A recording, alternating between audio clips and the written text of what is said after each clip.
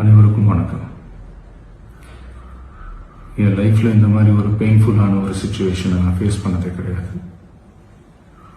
மனசு முழுக்க வலி மட்டும்தான். இந்த சுற்றுப்பயணத்தில் என்னென்ன மக்கள் பார்க்க வராங்க, அதுக்கு ஒரே ஒரு காரணம் தான், அவங்க என் மேலே வச்சிருக்கிற அன்பும் பாசம். அந்த அன்புக்கும் பாசத்துக்கும் நான் எப்பவும் கடமைப்பட்டிருக்கிறேன்.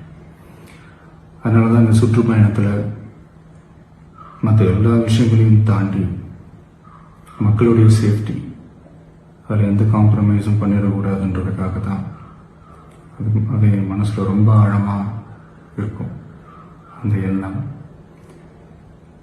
அதனால தான் இந்த அரசியல் காரணங்கள் எல்லாத்தையும் தவிர்த்துட்டு ஒதுக்கி வச்சுட்டு மக்களுடைய சேஃப்டி மட்டும் மைண்டில் வச்சுக்கிட்டு அதுக்கான இடங்களை சூஸ் பண்ணுறது, அதுக்கான இடங்களை பார்த்து பெர்மிஷன் கேட்கறது, போலீஸ் டிபார்ட்மெண்ட்டில் அதை ரிக்வெஸ்ட் பண்ணி கேட்போம். ஆனால் நடக்கக்கூடாதது நடந்துருச்சு. நான் மனுஷன் தானே. அந்த நேரத்தில் அத்தனை பேர் பாதிக்கப்பட்டு இருக்கும்போது எப்படி அந்த ஊரை விட்டுட்டு என்னால் கிளம்பி வர முடியும்?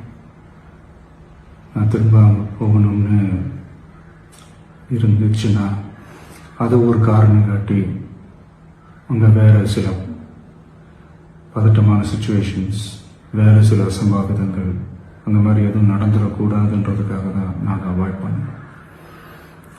இந்த நேரத்தில் சொந்தங்களை இழந்து தவிக்கிற இத்தனை குடும்பங்களுக்கும் என்னுடைய ஆழ்ந்த இரங்கலை தெரிவிச்சுக்கிறேன். எனக்கு தெரியும், என்ன சொன்னாலும் இது ஈடையாகாதுன்னு எனக்கு தெரியும்.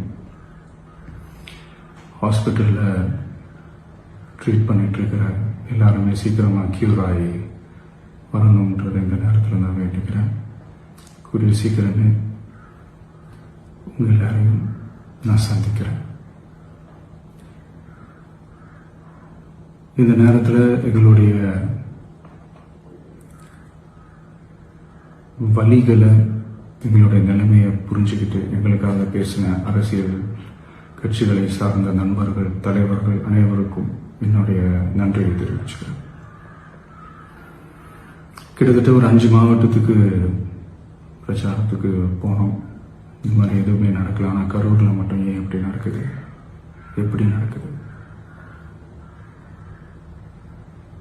மக்களுக்கு எல்லா உண்மையும் தெரியும்.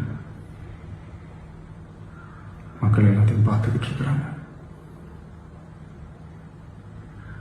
கரூரை சேர்ந்த அந்த மக்கள் அந்த உண்மையெல்லாம் வெளியில் சொல்லும்போது எனக்கு கடவுளே நேரில் வந்து இறங்கி அந்த உண்மைகள்லாம் சொல்கிற மாதிரி எனக்கு தோணுச்சு. சீக்கிரமே எல்லா உண்மைகளும் வெளியில் வரும்.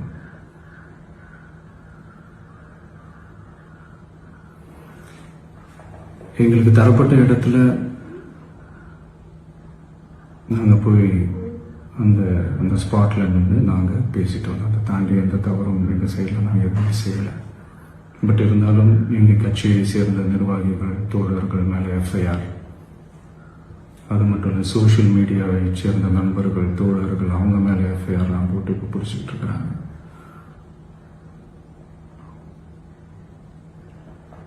சிஎம் சார், உங்களுக்கு ஏதாவது இந்த பழி வாங்கணும் அப்படின்ற எண்ணம் ஏதாவது இருந்துச்சுன்னா என்ன வேணாலும் பண்ணுங்க. அவங்க மேலே கை வைக்காதீங்க. நான் ஒன்று வீட்டில் இருப்பேன், இல்லை நான் ஆஃபீஸில் இருப்பேன். என்ன வேணாலும் செய்யுங்க. நண்பர்களே, தோழர்களே,